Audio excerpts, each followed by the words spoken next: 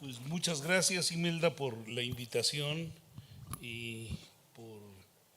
Bueno, yo perdí el volado para ver quién moderaba, entonces me tocó moderar y para mí es un gusto estar aquí con Ixnic y con Luis Muchán. A Luis lo conozco desde hace ya un buen número de años, a Ixnic no, es muy joven, hace poco tiempo, y les voy a dar una breve descripción de quién es Ixnic. Ella es una personalidad, es traductora y gestora cultural y obtuvo su licenciatura en comunicación por la Universidad Iberoamericana.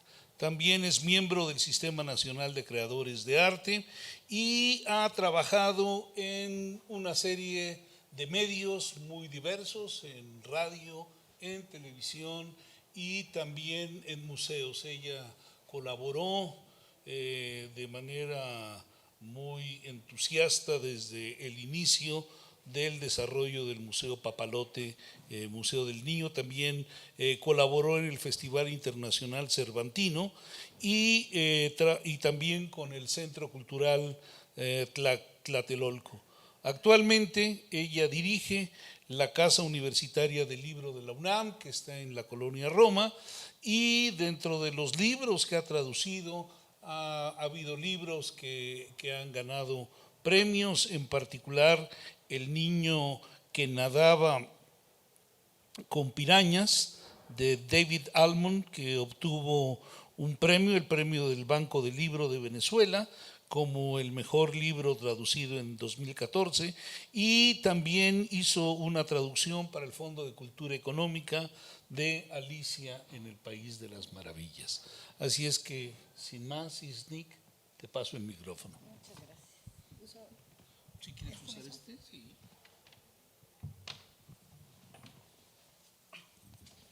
Muy buenas tardes a todos, gracias por estar aquí. Gracias a la cátedra José Emilio Pacheco, a la maestra Imelda Martorell por invitarme, a la maestra Anel Pérez, no solo por invitarme a participar en esta mesa, sino por permitirme hacerlo acompañada como nada en mi trayectoria indicaba que podía ocurrir. Les agradezco a los dos que estén aquí conmigo. Me voy a permitir leerles un muy pequeño texto sobre algunas cosas relacionadas con la traducción de los libros de Lewis Carroll, especialmente Alicia en el País de las Maravillas y A través del espejo. Y me tengo que poner mis lentes, lo lamento. ¿Qué pasaría si nos despojamos de la palabra que nos marca límites específicos? Esa fue la primera pregunta que me confrontó cuando entré al sitio web de la Cátedra José Emilio Pacheco de Fomento a la Lectura para empezar a imaginar mi participación en esta mesa. Entonces, al más puro estilo de la traducción en televisión, pensé, oh mi Dios, ¿cómo puedo pensar siquiera en despojarme de la palabra para acercarme a la ficción, particularmente a la de Lewis Carroll, que es en la que trabajo actualmente? Como traductora, la palabra es mi principal herramienta y los límites específicos de mi desempeño los marca, en el mejor de los casos, la amplitud de los dos idiomas con los que trabajo, en el peor, mi conocimiento sobre ellos y probablemente un punto intermedio entre ambos.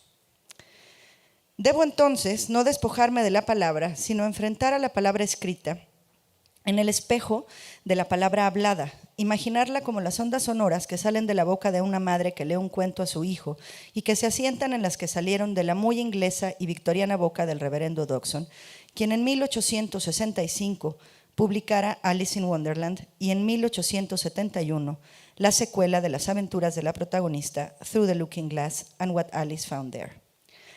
Vale la pena no olvidar que el primer libro fue un cuento inventado y contado durante un paseo en un barquito de remos por el Támesis. De modo que sí, también para el reverendo, el límite eran las palabras y lo que su imaginación le permitía hacer con ellas. Mutar unas, inventar otras, colocarlas en el orden correcto para contar una historia que parece imposible y disparatada y que es hoy una muy longeva obra de literatura infantil. No es mi intención hacer aquí un análisis riguroso del estilo o de la trama. No pretendo explicar por qué ha capturado la atención tanto de lectores legos como de estudiosos, principalmente porque mi acercamiento a la traducción literaria no es académica. es la afortunada posibilidad de acercarme profesionalmente a algo que hice siempre por gusto, la lectura. Así, desde que empecé a traducir libros, lo hice desde la experiencia lectora. Para los traductores no es común poder trabajar algún libro por gusto, solemos trabajar por encargo. Y cada libro tiene dificultades propias. Mi primer acercamiento a Alicia en el País de las Maravillas fue un encargo. El segundo, la traducción de A través del espejo, es un proyecto personal. Gracias a ello, tuve tiempo de pensar en el tono y la voz antes de acometer la escritura, de modo que tomé algunas decisiones. Entre ellas que, 1, Alicia y sus compañeros debían sonar antiguos, victorianos, pues. No obstante, no podían sonar españoles. De modo que, entre otras cosas, no conjugan la segunda persona del plural como vosotros, sino como ustedes. Esta determinación no fue compleja, ya que desde la traducción de Alicia en el País de las Maravillas y tras muchas discusiones de café con Ignacio Padilla, con quien traduje el primer libro, acordamos que así sería. De ahí que la Reina de Corazones grite que le corten la cabeza en lugar del muy conocido cortadle la cabeza. Lo mismo ocurrió con ciertas palabras como tarta o torta, que en algunas traducciones aparecen en lugar de pastel. Los poemas y las canciones, 2, esta es la segunda decisión. Los poemas y las canciones intentarían conservar la métrica y la trama originales, a excepción del Jabberwocky, del que hablaré más adelante. Esto parece una obviedad, pero si se revisan otras traducciones de A través del espejo al español, podrá verse que no siempre es así en términos de métrica, rimas y temas. El hecho de que algunas de las canciones y los poemas fueran reinterpretaciones de redondillas y textos conocidos en su tiempo supone una complicación adicional. Existe la opción de hacer una traducción literal, la de reinterpretar canciones y poemas conocidos hoy en día, o aquella por la que opté yo. Aquí me detengo para hacer un señalamiento muy común cuando de las traducciones de estos dos libros de Lewis Carroll se trata. Se sabe ya que hablamos de dos de los más notables exponentes de la literatura nonsense, con incontables juegos de palabras. Lamentablemente, algunas de las complicaciones de traducción se han resuelto en muchos casos de dos maneras, o haciendo traducciones literales o escribiendo cualquier disparate, porque total, se vale todo. Es así que entonces resulta que para conseguir tener al final el libro que yo querría leer, tengo que actuar no solo como traductora, sino también como intérprete. Y aquí daré un par de ejemplos. En el capítulo 3 de A través del espejo, Alicia habla de los insectos que hay en su mundo. Menciona al horsefly, que en español se conoce como tábano.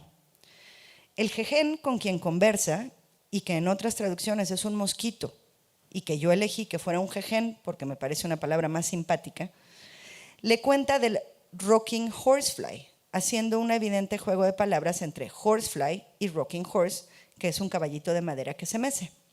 Solo por mencionar algunas soluciones en otras ediciones de A través del espejo, para hablar del rocking horsefly aparecen el tábano mecedora, el tábano balancín, la mosca caballito de madera.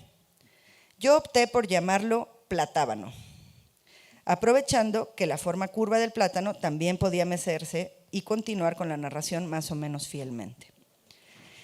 Está también el dragonfly, que es una libélula y que en el mundo del espejo del libro original es un snapdragonfly.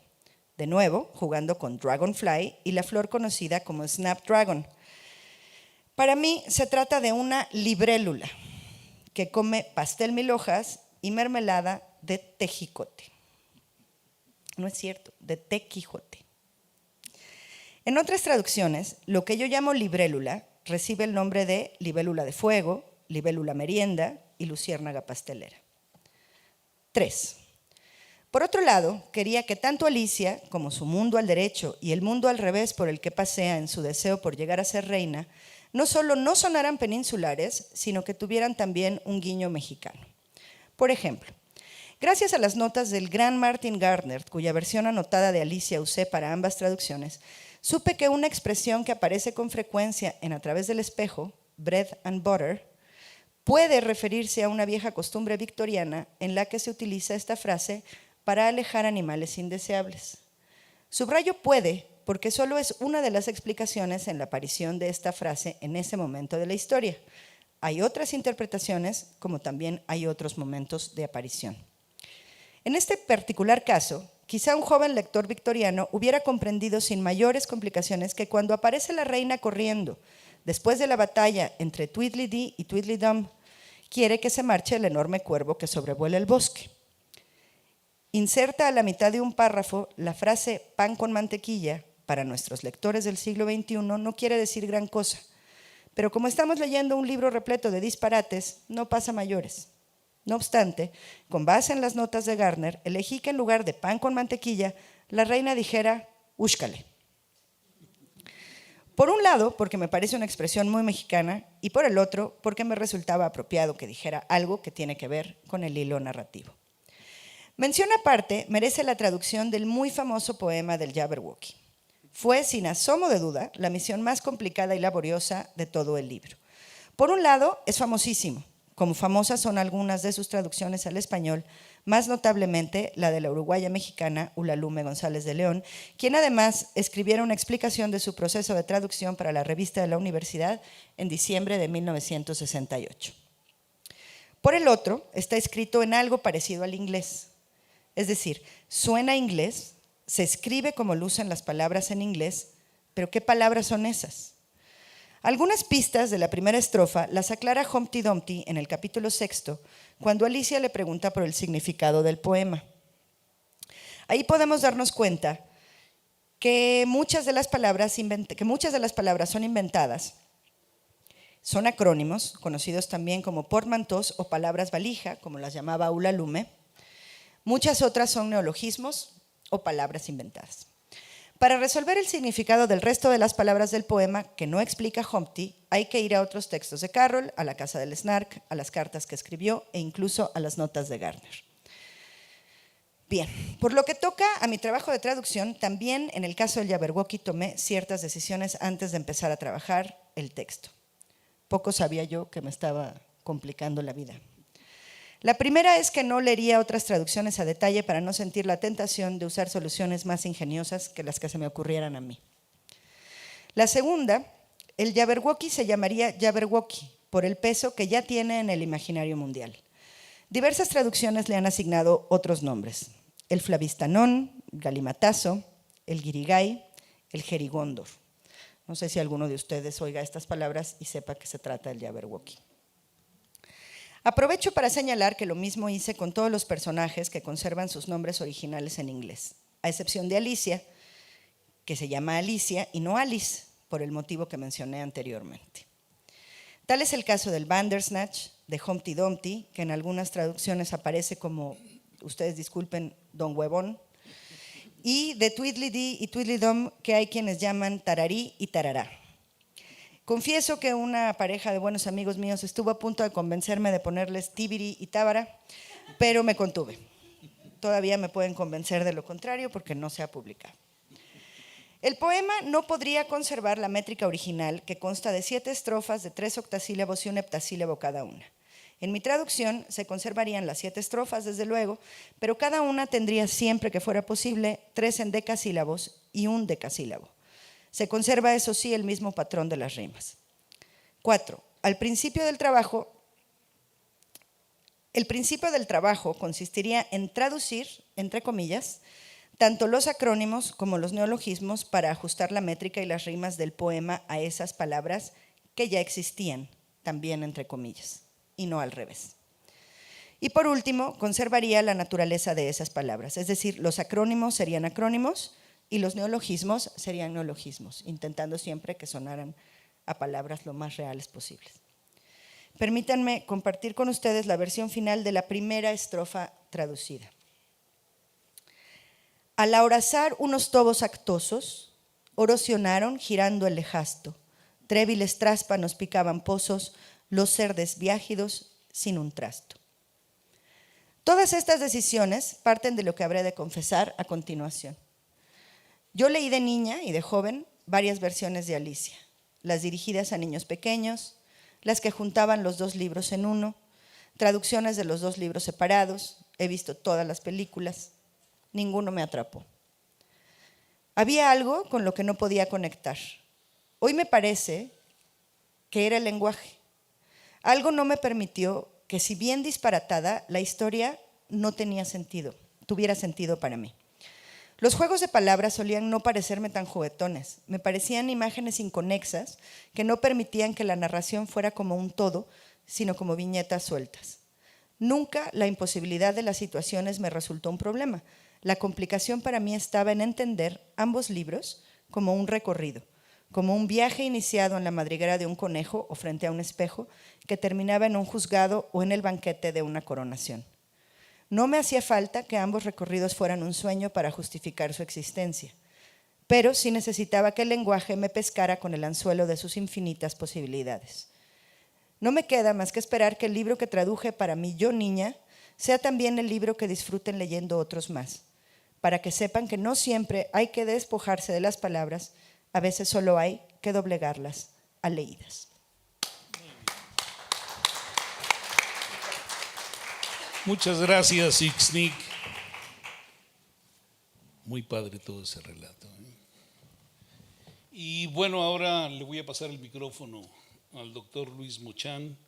Déjenme darles primero un breve esbozo de quién es Luis y después daré una brevísima introducción aparte de lo que va a decir Luis. Luis es físico, él obtuvo su doctorado en física aquí en la UNAM y trabaja en el Instituto de Ciencias Físicas de Cuernavaca, que pertenece a la UNAM, y él es docente tanto en la UNAM como en la Autónoma de Morelos.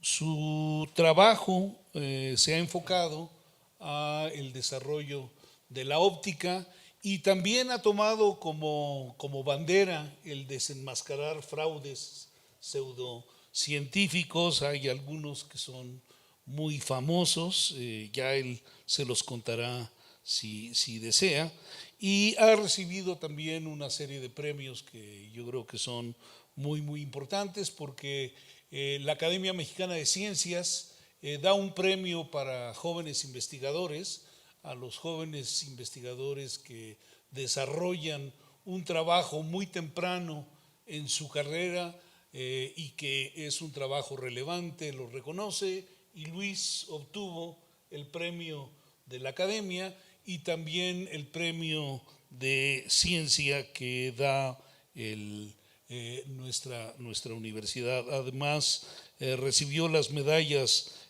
Moshinsky y Tlacaelel,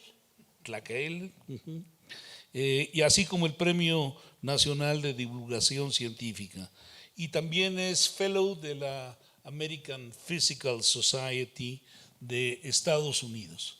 Antes de darle la palabra, quisiera dar el marco donde tanto Luis como yo vamos a hablar.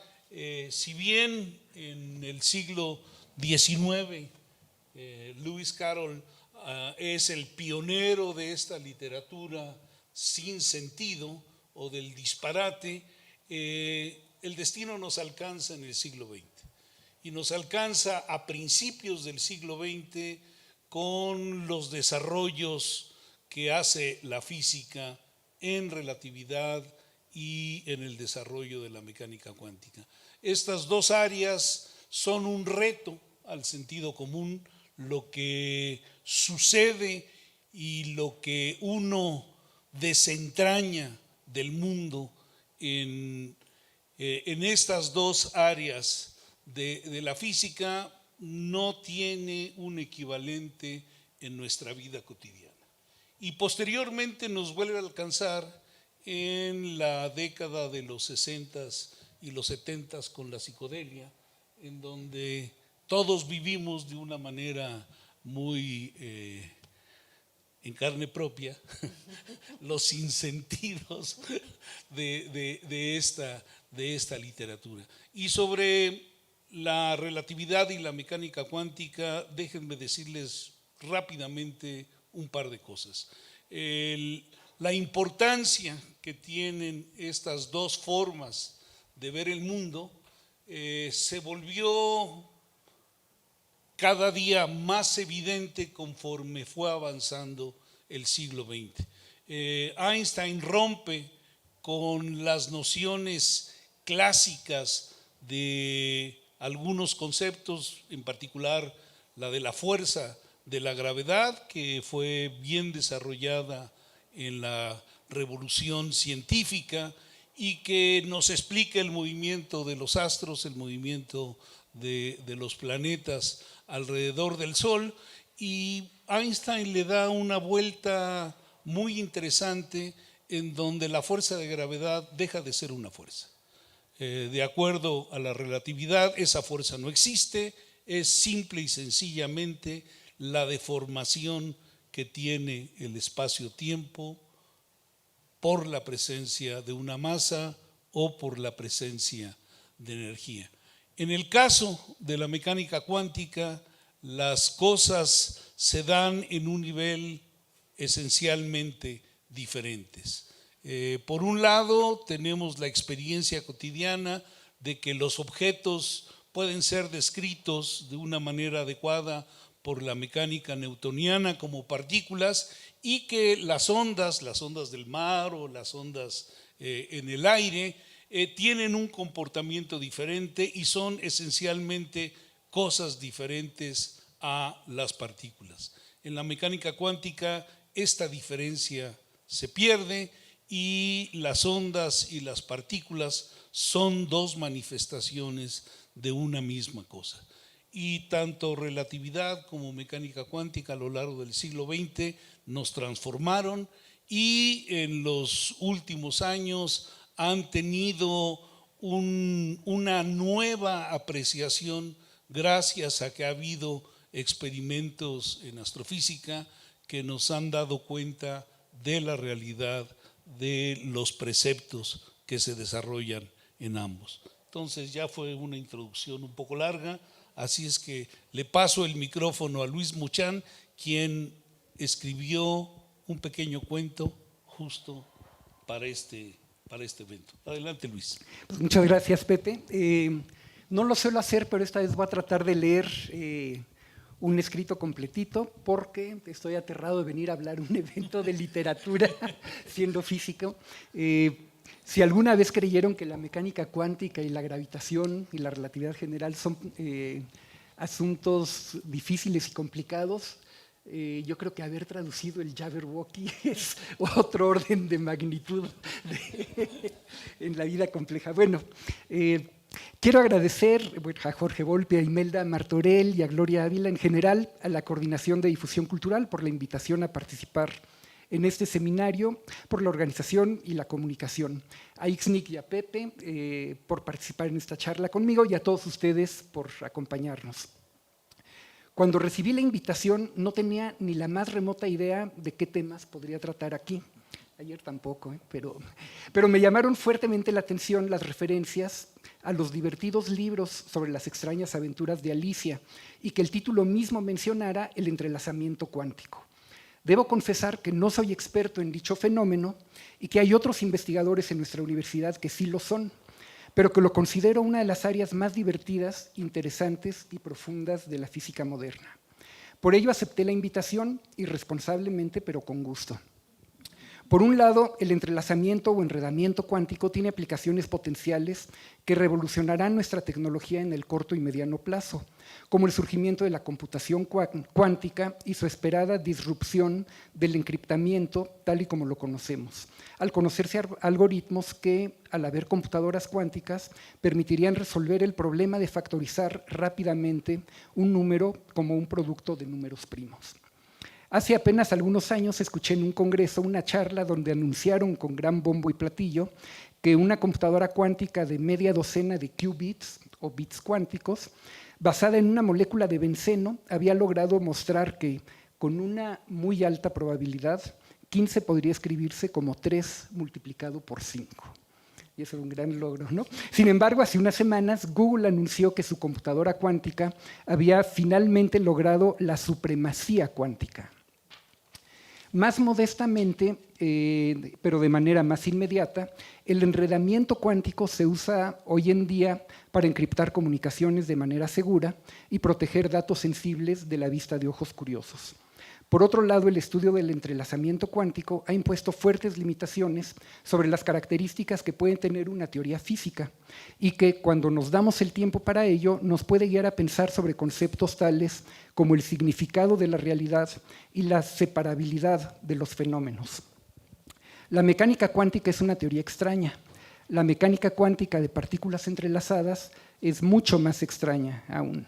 Entre otras cosas, viola los principios de ser una teoría local y de ser una teoría realista. Hablar hoy ante ustedes me recuerda a una serie de charlas que impartió Richard Feynman, uno de los más grandes físicos del siglo pasado, a un público lego, las cuales quedaron plasmadas en su libro QED, que es el acrónimo en inglés de electrodinámica cuántica. Al empezar su primera charla, advirtió al público que les hablaría sobre aquello que se enseña a los estudiantes de física cuando están por terminar su doctorado. Pero no se vayan aún, les advirtió, decepcionados de que seguramente no entenderán nada. Han de saber ustedes que no entenderán nada, pero nuestros alumnos de doctorado tampoco. Y eso es porque sus profesores tampoco entendemos nada. Nadie entiende. Simplemente describiré cómo son las cosas. Entonces, lo que haré a continuación es leerles un pequeño diálogo que escribí y que me da una vergüenza enorme en un evento de literatura, porque es un cuento muy soso, pero bueno, espero que sean generosos y lo toleren, tolerantes. No con mucha gracia ni destreza, pero pretendiendo hacer notar las extrañas consecuencias de la mecánica cuántica de partículas enredadas. El diálogo está basado en una serie de escritos de David Mermin y en una charla que alguna vez dio ante un grupo de filósofos y que repitió en un congreso de física, donde lo escuché. Cuando le conté de ella a uno de mis profesores de mecánica cuántica, estalló en ira. Luego te digo quién. Por culpa de esas charlas, los filósofos luego creen que entienden y empiezan a aplicar ideas cuánticas como el principio de incertidumbre en situaciones fuera de contexto. Igual se las leeré y luego trataré de explicarle su sentido. Entonces, el cuento le llamé Entrelazados. Entonces, empieza así, es un diálogo. No puede ser, es imposible. ¿Qué te pasa, Beto? Le llamé Beto, por cierto, porque todos los cuentos, siempre que se escribe sobre entrelazamiento cuántico, siempre hay 3 personajes. Y uno siempre es Alicia, basada en Alicia en el País de las Maravillas, y los otros 2 en inglés siempre son Bob y Carol, porque son las letras A, B y C para poderlo hacer, ¿no? Entonces le puse Beto, ¿no? Esto es incompatible con cualquier definición razonable de realidad. Seguro exageras. No, Carlos porque es la letra C, ¿no? Te lo describiré, pero es todo muy sutil y te tienes que concentrar para entender el asunto que me preocupa. Déjenme ver si podemos. Entonces ahí están los personajes. Soy todo oídos. Tú sabes que soy obsesivo y compulsivo, diría, y que llevo una bitácora en la que anoto hasta los detalles más irrelevantes. No me sorprende, pues Alicia también. Siendo tu hermana, es natural que comparta tus obsesiones. Ya sabes que en mi familia somos muy poco comunicativos y desde que se fue del valle no había hablado con ella, pero ayer le llamé. Ya era hora, ¿y qué cuenta? Tristeaba con nostalgia cuando nos dejó y extrañaba la comida del pueblo, hasta que descubrió 3 fondas, la flaca, Don Gordo y los huesos. Les puse así porque son F, G y H, para que estén en orden alfabético, ¿no? Ahí están las fondas, ¿no? Para guiarlos. ¿Dónde voy? Qué casualidad, así se llaman mis fondas favoritas. Y las mías. Curiosamente, las 3 tienen sucursales aquí y en la montaña. Y sirven los mismos platillos. Resulta que, al igual que yo, Alicia come cada día en una de ellas y todos los días pide una comida corrida. Seguro que ella tiene algo más interesante que contarte. Desde luego.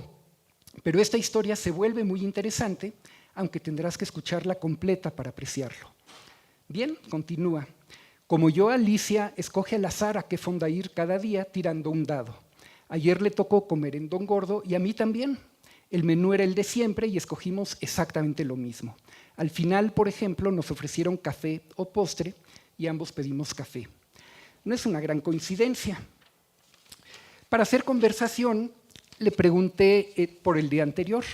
Anteayer ambos comimos en La Flaca y los 2 pedimos postre. Intrigado saqué mi bitácora y ella sacó la suya y empezamos a comparar todas nuestras comidas del último año. lo que es no tener que hacer ni de qué hablar. ¿Y qué hallaron? Hallamos que nuestra elección de fonda fue efectivamente aleatoria. En el año visitamos alrededor de 120 veces cada una de las tres, sin ningún orden en particular. Terminamos cada comida con café o postre indistintamente, unas 180 veces cada elección, de nuevo sin ningún orden y sin importar en qué fonda estábamos. No es muy sorprendente. Claro, aún no llego a lo extraño. Coincidimos en fondas equivalentes en la tercera parte de las ocasiones. En alrededor de 40 ocasiones, ambos comimos en La Flaca, y en otras 40, ambos fuimos a Don Gordo, y en similar número de días, ambos terminamos en Los Huesos. Eso es lo esperado estadísticamente. La elección es al azar. El año tiene poco más de 360 días y hay 9 posibles parejas de fondas. Pero cada una de las veces que coincidió nuestra elección de fonda, elegimos los mismos platillos. Por ejemplo, en las más de 20 veces en que ambos comimos en Don Gordo y en que además ella pidió café, yo también pedí café. En los 20 días que ambos comimos en Don Gordo y ella pidió postre, yo pedí postre. Además, en las 20 ocasiones que ambos fuimos a La Flaca y ella pidió café, yo también pedí café. Y en las 20 ocasiones, ya entendí. Aquellas veces que eligieron la misma fonda, escogieron los mismos platillos. Eso sí es algo raro. Yo hubiera esperado que si eres indiferente ante la elección de fonda y si te da igual pedir café que postre, la mitad de las veces que ella pidió café, te hubieras pedido café y la otra mitad de las veces hubieras pedido postre, sin importar en qué fonda estaba cada uno. Pero por otro lado son hermanos. Quizá haya algo en sus genes o en su educación que los predispone a pedir el mismo platillo cada día. Como si cada mañana se levantaran ambos y recibieran un mensaje común que los incite a ambos a bien tomar café o tomar postre. Todas las mañanas, ambos recibimos un WhatsApp del viejo, quien rutinariamente nos escribe buenos días, pero nada más, y nunca le contestamos. Pero la explicación tiene que ser más complicada, pues no pedimos lo mismo siempre, solo cuando vamos a la misma fonda. Y no sabemos a qué fonda iremos, sino hasta el último momento en que tiramos el dado. Entonces tendrán que amanecer cada mañana programados de alguna manera con instrucciones más detalladas del tipo: si vas a La Flaca, pedirás café; si vas a Don Gordo, pedirás postre; y si vas a Los Huesos, pedirás café. Eso pensé en un principio. Si de alguna manera yo amanezco con un juego de instrucciones, digamos C, P y C, déjenme ver qué sea.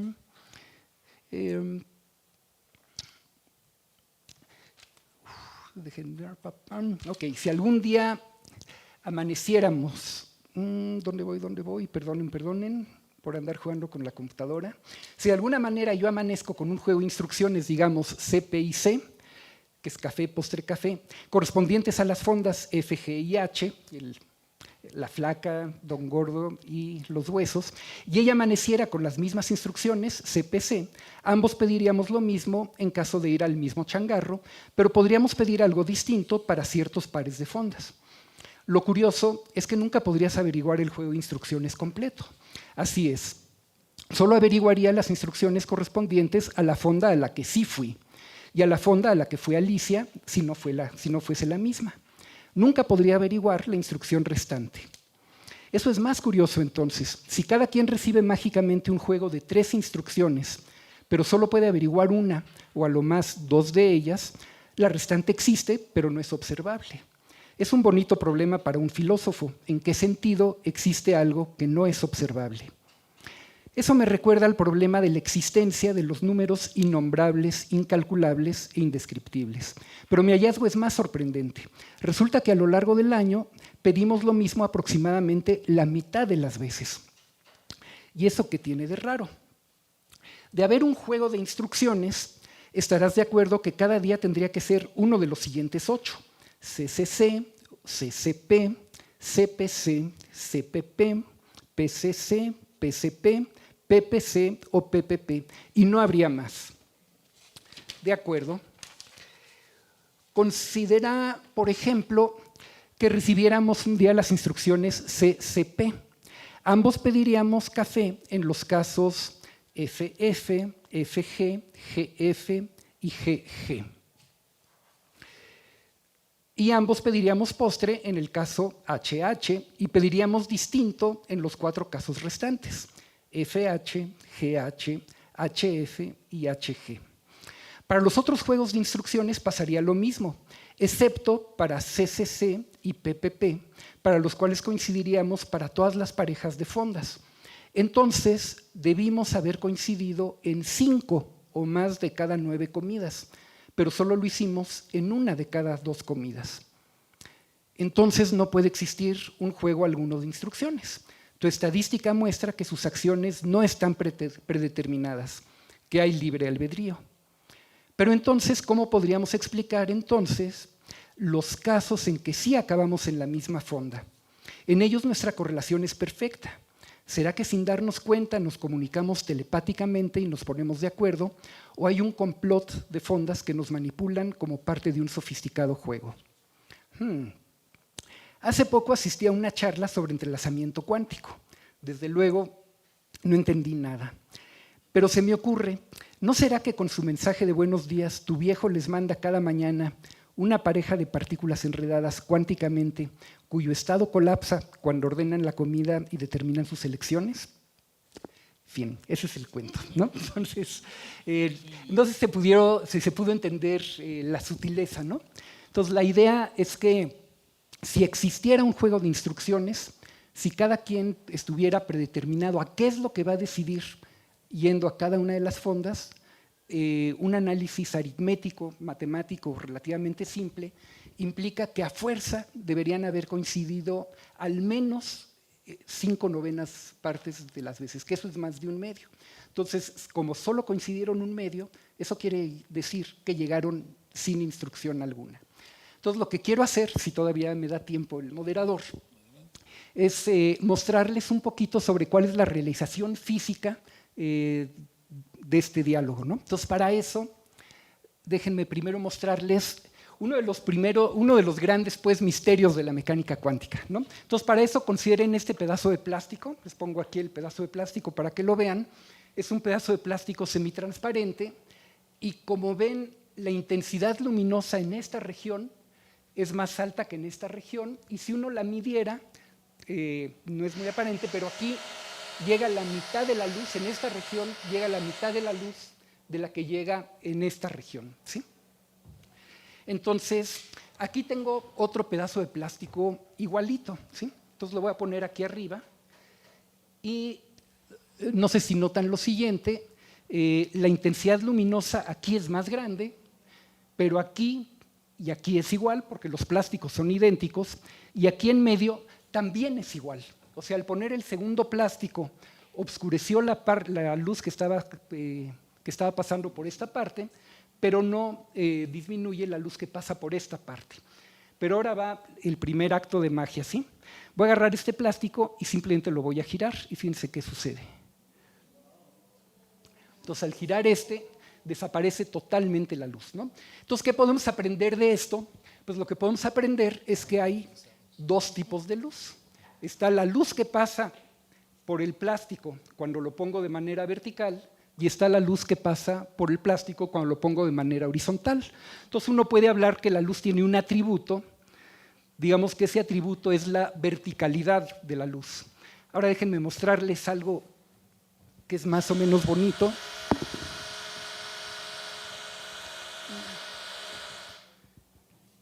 Entonces voy a poner otro pedazo de plástico aquí encima. Entonces se ve, es un plástico transparente, y si le pongo este encima, vean qué es lo que pasa. Entonces aparece el dibujo de una casita y, como ven, aparecen colores, ¿no?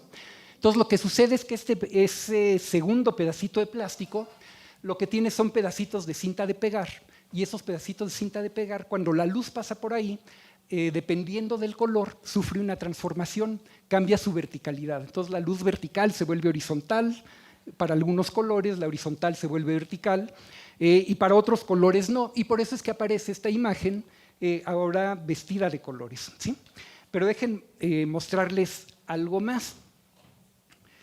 Si este plástico lo pongo inclinadito y lo pongo inclinado pero para el otro lado, entonces también mata un plástico lo que pasa por el otro plástico. Entonces podríamos decir que solo deja pasar luz que tiene cierta oblicuidad, por ejemplo, lo que es oblicuo hacia la derecha, y esta de aquí solo deja pasar la luz que es oblicua hacia la izquierda.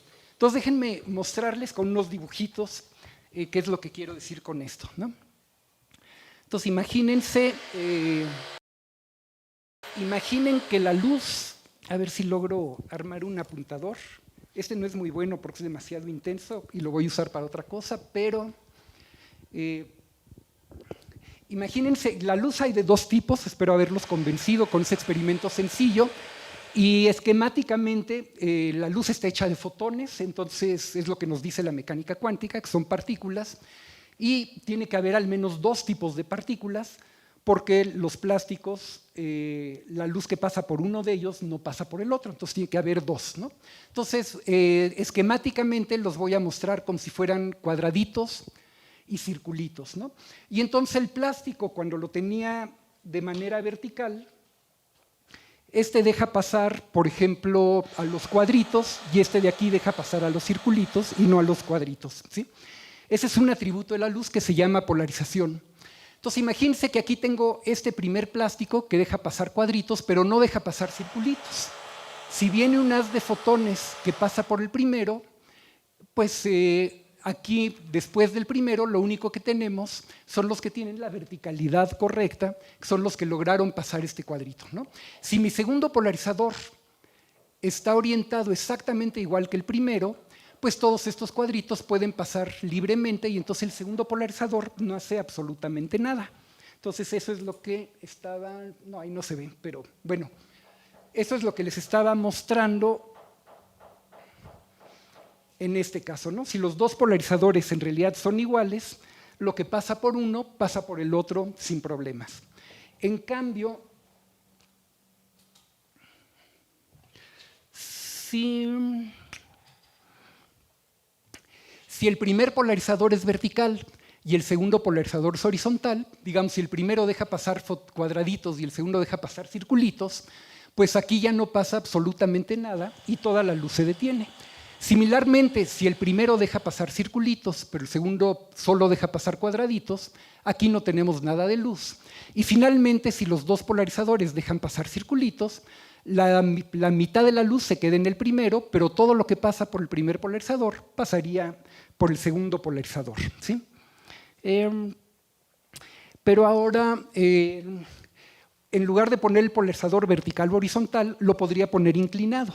Eso quiere decir que hay otro atributo de la luz, y ese otro atributo de la luz le voy a llamar la oblicuidad, ¿no? Entonces, para representarlo aquí, la voy a representar con el color. Entonces, hay cuadraditos rojos, hay cuadraditos verdes, hay círculos rojos y círculos verdes. La forma geométrica la estoy usando para representar la verticalidad y el color para representar la oblicuidad, ¿no? Entonces, imagínense que aquí pongo un polarizador que deja pasar los cuadritos, pues de este lado pasan cuadritos, no importa si son rojos o son verdes. Si aquí pongo el polarizador que deja pasar circulitos, no pasa nada, porque aquí solo hay cuadritos, ¿bien? Si aquí pongo el de cuadritos, y aquí en lugar de poner el de cuadritos, pongo un polarizador que solo deja pasar lo que sea verde, no son colores de verdad, nada, lo estoy usando esquemáticamente para ilustrar el dibujo, ¿no? Si aquí pongo el polarizador inclinado, entonces el verde va a poder pasar, pero el rojo no. Entonces, aquí tenemos la mitad de la intensidad que aquí, pero aquí tenemos la cuarta parte que la intensidad de aquí, porque le quitamos la mitad de los cuadraditos que se habían pasado. Entonces, finalmente, si aquí pongo un polarizador vertical y aquí el otro inclinadito para el otro lado, solo pasarían los rojos y aquí tendría un cuarto de la energía luminosa, y dejen ilustrárselo de nuevo con estos de aquí, ¿no? Entonces, este primer polarizador deja pasar la mitad de los fotones, de la mitad que pasa le quita exactamente la mitad. Si lo pusiera vertical le quitaría todo, si lo pongo inclinado para el otro lado también les quita la mitad, ¿sí? Y ahora va la pregunta difícil y la que es misteriosa. O sea, todo esto es para presentar el misterio. El misterio es la siguiente pregunta. Si pongo un polarizador que quita los cuadritos, un polarizador que quita lo que está inclinado hacia la izquierda y un polarizador que quita los circulitos, ¿qué debería esperar de este lado? ¿Alguien tiene una respuesta? Si primero quito los cuadritos, luego quito lo rojo y luego quito los circulitos, ¿qué me debería quedar? Este deja pasar los cuadritos y quita los circulitos. Este deja pasar lo rojo y quita lo verde. Y este deja pasar los circulitos y quita los cuadritos. Entonces, ¿qué debería haber de este lado? Pues parece que no debería haber nada. Y si es que los convencí que no debe haber nada, espero haberlos convencido, vamos a hacer el experimento. Entonces, si hacemos el experimento, lo pongo vertical. Y como ven, aquí no pasa nada de luz, pero en esta región sí pasa.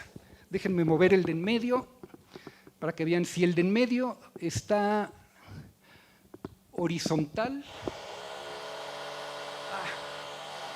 Me faltan manos. Si el de en medio está horizontal, no pasa nada. Si el de en medio está vertical, no pasa nada, pero si el de en medio está inclinado, resulta que sí pasa, ¿sí? Y entonces lo que sucede es que el de en medio no nada más quitó, digamos, a los verdes, dejó pasar a los rojos, sino que cambió el estado, ¿sí? Entonces lo que quiero ilustrar con este pequeño experimento es que los fotones están en una superposición de estados y al pasar por estos polarizadores, los polarizadores no nada más tiran a la basura parte de la luz y dejan pasar la otra parte, sino que cambian el estado de los fotones, cambian el estado en el que estaban. Y entonces, para llegar a las partículas correlacionadas, déjenme platicarles qué sucede si yo tengo una fuente de fotones, pero son fotones enlazados.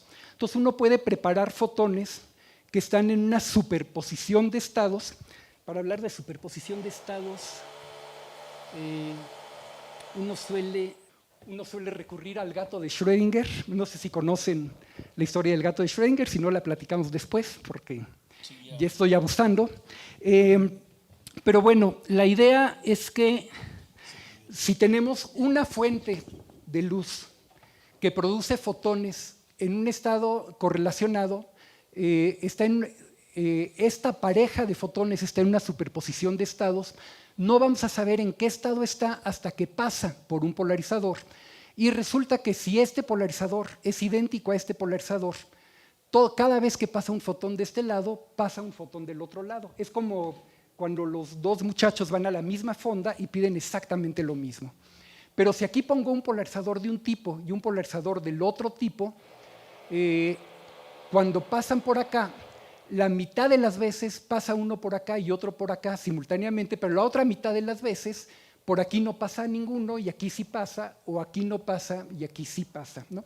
Entonces, la estadística de los fotones correlacionados es exactamente la misma que la estadística que les platiqué en este diálogo del café y de los postres. Pero eso quiere decir que un fotón que ande por acá, no puede tener instrucciones, digamos, al crearse el fotón no puede tener instrucciones sobre si debe pasar o no debe pasar a través de este polarizador. Pero si pasa, entonces el que viene por acá tiene, aquí arriba, digamos, si este pasa, el que viene de este lado tiene la certeza de que debe pasar. Es como si el estado de este cambiara instantáneamente apenas el de aquí pasa por este lado, ¿no? A eso es a lo que le llaman el colapso de la función de onda en mecánica cuántica.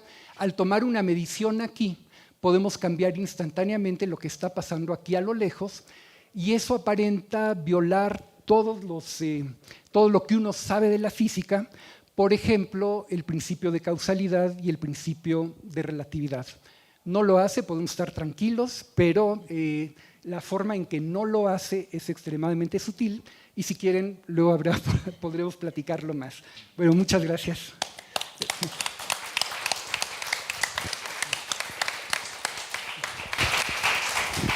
Muchas gracias, Luis. Se comió todo el tiempo, Luis, pero yo voy a abusar y voy a tomar 10 minutos Bueno, ya les di una breve introducción antes de que hablara Luis sobre lo que es en este momento la física moderna. Y bueno, aquí tienen ustedes una foto de Alice Lindell, que no sé si ustedes la conocían. Esta es la niña cuando tenía 10 años, que fue la que le pidió a Lewis Carroll que le escribiera un cuento. Y él en esa tarde empezó a escribir y en muy poco tiempo. Luis, ¿te podría pedir si avanzas la...? ¿Sí? Y en poco tiempo escribió la historia, y el nombre de Lewis Carroll no era Lewis Carroll, era diferente. Y él fue profesor de matemáticas y escritor, y además un aficionado a la fotografía y a las ilustraciones. Y esto hizo pues que tuviera una colección muy, muy amplia de fotografías, no solamente de Alice, sino también de todas sus hermanas y de otras niñas, y que hiciera las primeras ilustraciones de la historia que escribió. Vamos a la que sigue, Luis. Y bueno, el punto que quiero plantearles es que imaginación y conocimiento son los motores de la civilización y son los que han generado todas las transformaciones, y toda revolución está basada justamente en la imaginación y el conocimiento. Vamos a la que sigue, Luis. Aquí tenemos lo que fue la revolución científica. Copérnico inició a finales del 1400 esta etapa, y culminó con la creación de la mecánica de Isaac Newton, que estableció las bases para desarrollar con todo rigor el conocimiento. Y además esta revolución nos dio el tránsito del feudalismo a la modernidad, del oscurantismo al renacentismo. Vamos a la que sigue, Luis. Y aquí están los héroes que hicieron la física a principios del siglo XX. Por un lado, Einstein desarrolló la teoría de la relatividad, y por otro lado, un grupo bastante amplio de físicos, fundamentalmente europeos, desarrollaron la mecánica cuántica a lo largo de varias décadas. Y, como les dije al principio, esto significó el rompimiento del sentido común, como ya lo ilustró Luis en este momento, y generó cambios muy profundos, no únicamente en la ciencia, generó cambios muy profundos en todos los ámbitos de nuestra vida, en la parte social, en la parte política, en la parte económica y también en la parte militar. Y la explosión de tecnologías y la explosión de nuevas áreas que hemos visto a lo largo de la segunda mitad del siglo XX y de lo que va del siglo XXI, pues es producto directo de estos desarrollos. Vamos a lo que sigue, Luis. Podemos sintetizar todo lo que sucede en el universo utilizando únicamente 4 fuerzas. La fuerza que no es fuerza, que es la más conocida, es la fuerza gravitatoria, y ella es la más débil de las 4 fuerzas que existen en la naturaleza.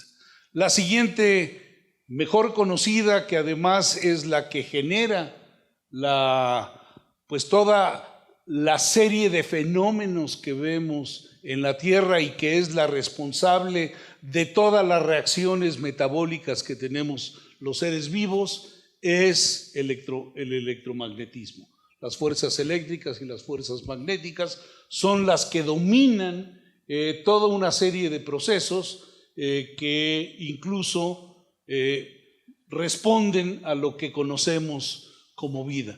Y hay 2 fuerzas que ocurren en el nivel más elemental de los átomos. Una que es muy, muy fuerte y suena cacofónico, pero se le llama la fuerza fuerte o la interacción fuerte, y otra que es más débil, que se conoce como la interacción débil. Y ahorita les voy a platicar rápidamente, bueno, si me alcanza el tiempo, lo que significarían estas. Pero voy a centrarme ahorita en la parte que tiene que ver con la relatividad. Vamos a la que sigue, Luis.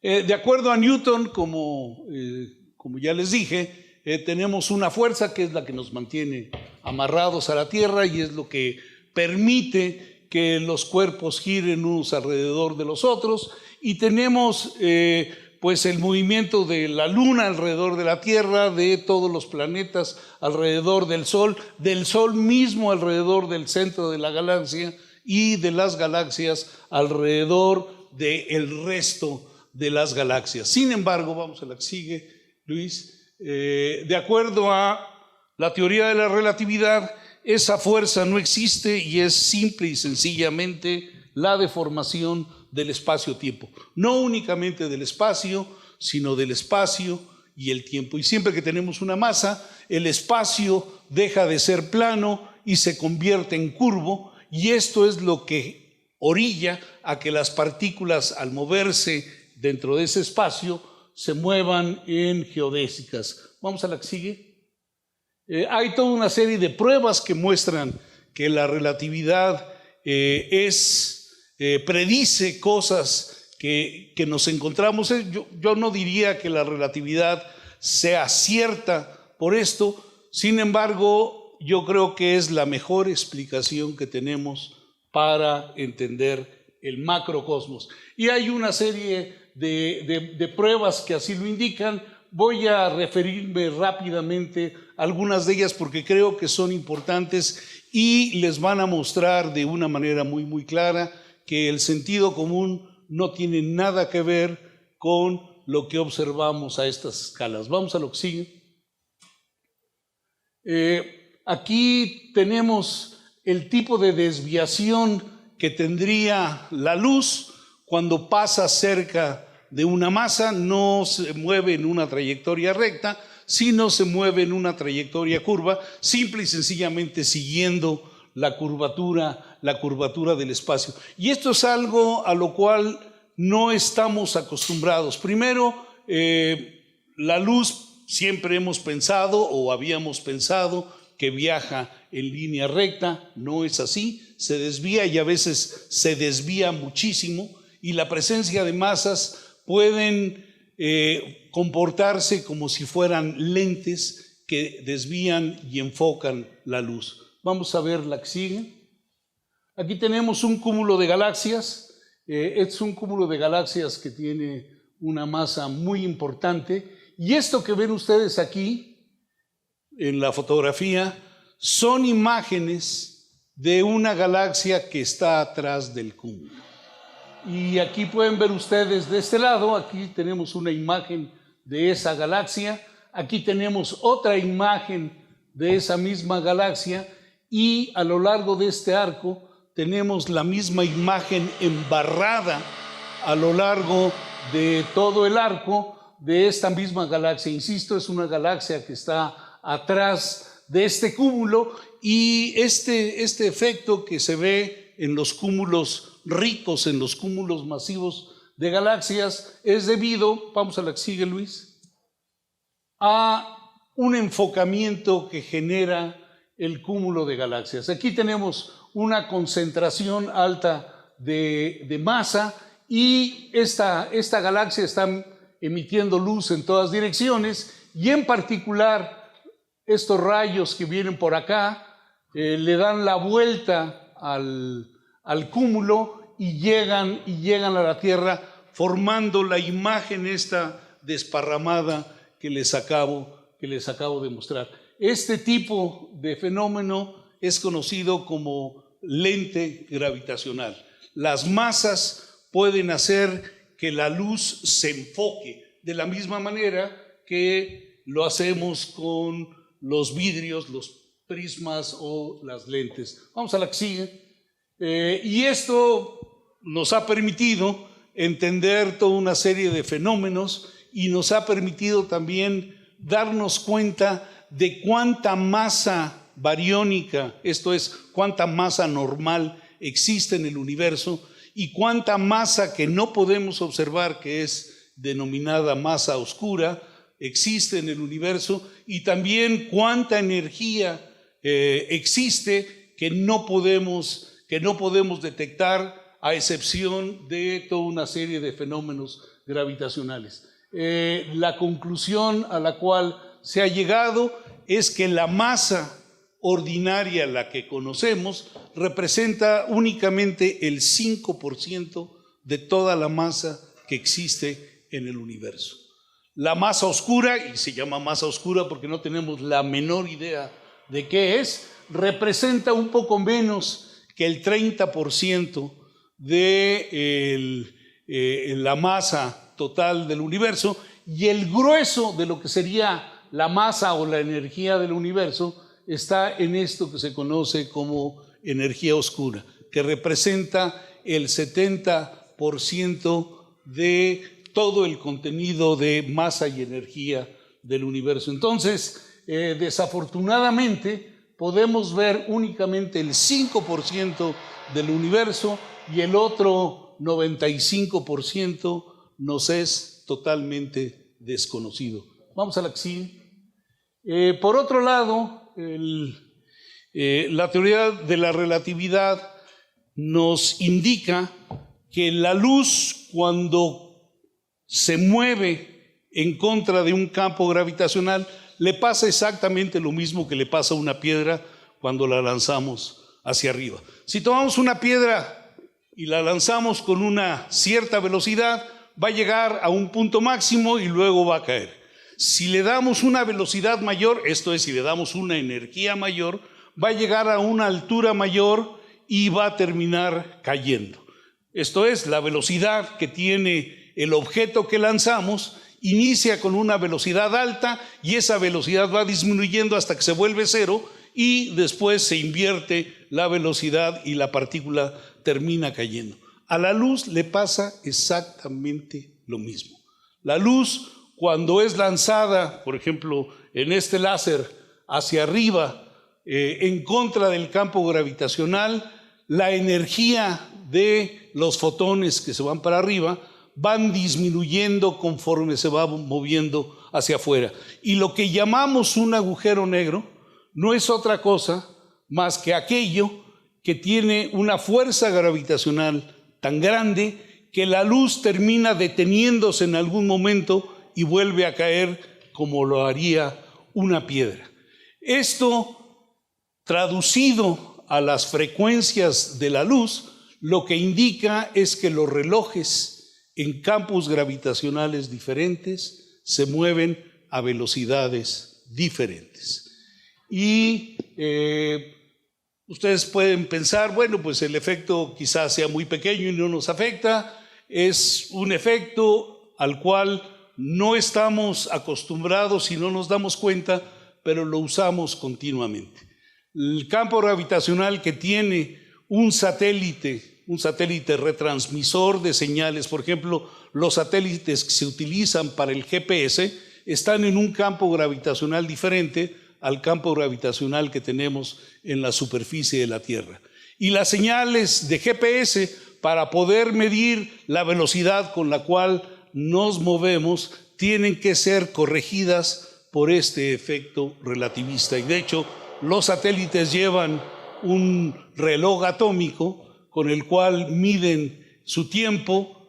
Los sistemas en tierra tienen relojes atómicos que miden el tiempo y hay un desfasamiento entre uno y otro reloj que es compensado cuando estamos lanzando las señales, ya sea para hablar por teléfono o para saber en qué punto estamos ubicados. Vamos a la que sigue, Luis.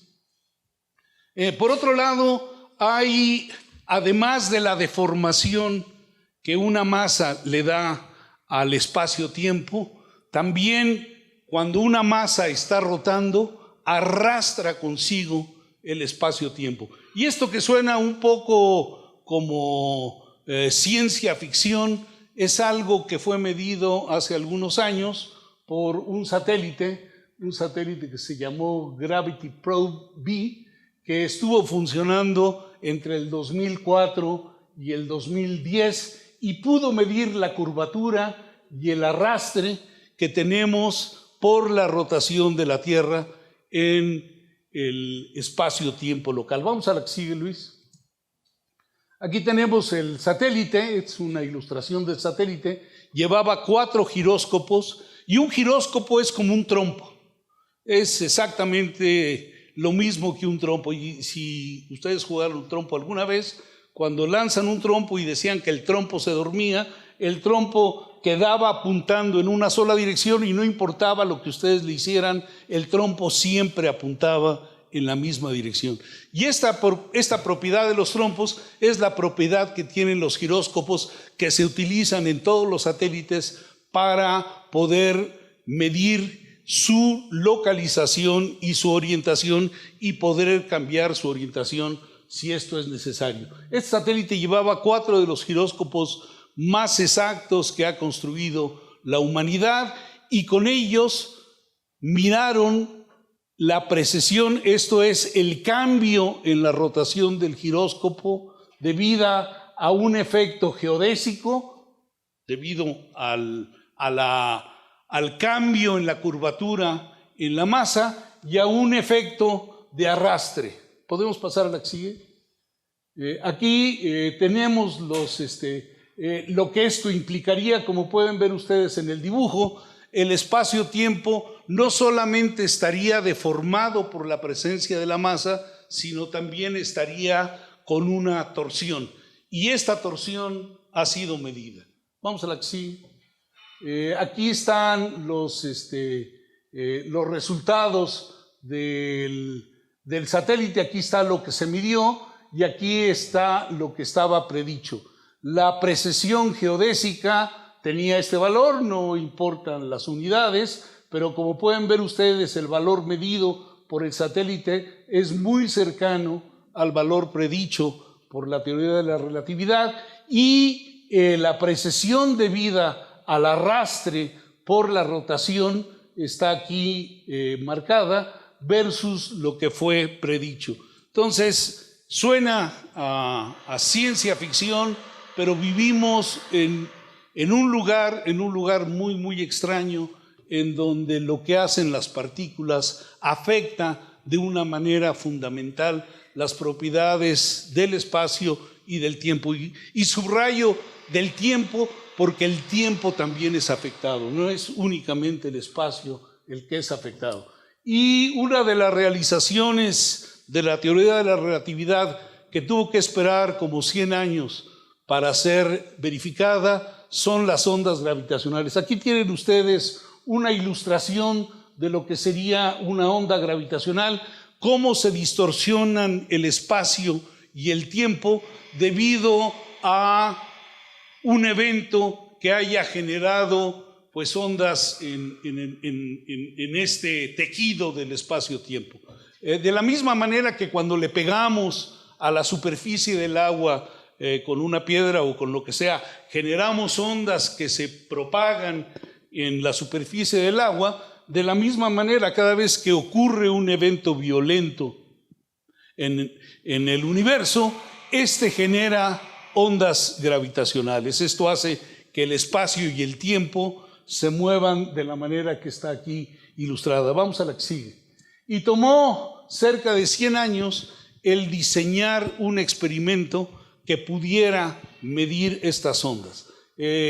Hace unos 40, 50 años, la gente pensaba que era imposible medir las ondas gravitacionales porque si el espacio se movía de una manera específica, como todos estamos dentro del espacio, pues absolutamente todo, nosotros los observadores y el instrumento que usáramos para hacer la medición iba a moverse con el espacio e iba a ser imposible medir este efecto. Sin embargo, a lo largo de algunas décadas se desarrollaron conceptos que a la postre, recientemente, nos han permitido medir de una manera adecuada estas ondas gravitacionales. Aquí tenemos lo que sería el sistema. Es un sistema que tendría dos brazos perpendiculares, en donde tenemos una fuente, un rayo láser, que pasa por un espejo que está aquí a 45 grados, que hace que parte del haz pase en esta dirección y parte de ese haz es reflejado en esta dirección. Aquí, 4 kilómetros después, hay un espejo que hace que el haz se regrese. Aquí hay otro espejo que hace que el haz se regrese, y está establecido de una manera tan fina la distancia entre estas cosas, que el haz que se va para allá y regresa y el haz que se viene para acá y regresa se juntan de una manera muy específica. Si tenemos una onda que viaja de esta manera y otra onda que viaja de esta manera, y juntamos cresta con cresta, lo que tenemos es una cresta doble. Si la cresta se junta con un valle, se anulan y no pareciera que la superficie del agua, si está moviéndose en el agua la onda, se moviera. Entonces tenemos interferencia destructiva, en donde no se vería nada, e interferencia constructiva, en donde veríamos el doble de la intensidad. Esto está puesto de tal forma que los haces que regresan llegan a este punto y tienen una interferencia destructiva. Esto es, si no se mueven estos dos brazos, el rayo láser pasa a los dos brazos, pero cuando regresa, aquí hay un detector, este detector no ve absolutamente nada. Si muevo un poquito alguno de ellos, entonces ya esta calibración tan fina no permite que sean la interferencia destructiva, y entonces empezamos a ver luz. Y con este mecanismo se ha logrado hacer la detección. Vamos a la que sigue. Aquí hay un pequeño video que les muestra, ahí van los dos haces, regresan y se juntan de esta manera destructiva y no pasa absolutamente nada. Sin embargo, si tengo una onda gravitacional que hace que se muevan estos espejos, entonces puedo tener una señal, y midiendo esa señal puedo medir la intensidad y las características de la onda gravitacional. Vamos a la que sigue. Esta es la realización de veras de uno de estos experimentos. Hay dos en Estados Unidos, este está en Italia, y aquí tienen los dos brazos. Vamos a la que sigue, Luis. Aquí tienen cómo están los túneles por donde pasa el rayo. Están al vacío y están controlados en temperatura, y también como la Tierra, pues a lo largo de 4 kilómetros tiene un pequeño doblez, eso está considerado en el manejo de todo el trayecto del láser. Vamos a la que sigue. Hay en este momento 4 de estos experimentos, 2 en Estados Unidos, 2 en Europa. Hay uno más desarrollándose en la India y otro más desarrollándose en Japón. Vamos a la que sigue. Y aquí tenemos los resultados. Estos son los resultados de la primera fusión de agujeros negros que fue detectada por estos detectores. Aquí tenemos la señal que se vio en uno de los detectores, la señal que se vio en el otro de los detectores, y aquí, como se puede ver, en uno y en otro detector tuvimos básicamente la misma señal, lo cual pues, nos da seguridad de lo que se vio aquí fue un evento de fusión de... Vamos a la que sigue. Rápidamente vamos a la que sigue. Se están desarrollando un interferómetro, aparatos se llaman interferómetros, un interferómetro que se va a poner en el espacio, en donde consiste de 3 ondas, cada una de ellas separadas unos 5 millones de kilómetros, y lo que van a hacer, van a lanzar un rayo láser cada una en contra de la otra, y va vamos a tener básicamente el mismo diseño experimental, excepto que en el espacio. Vamos a la que sigue. Esto se va a lanzar en el 2032, vamos a la que sigue. Y aquí podemos ver, digamos, cómo estaría funcionando. El puntito azul sería la Tierra y el triángulo que viene atrás serían los 3 satélites que estarían haciendo la medición. Yo creo que voy a terminar aquí porque si no, no nos va a dar tiempo de tener preguntas.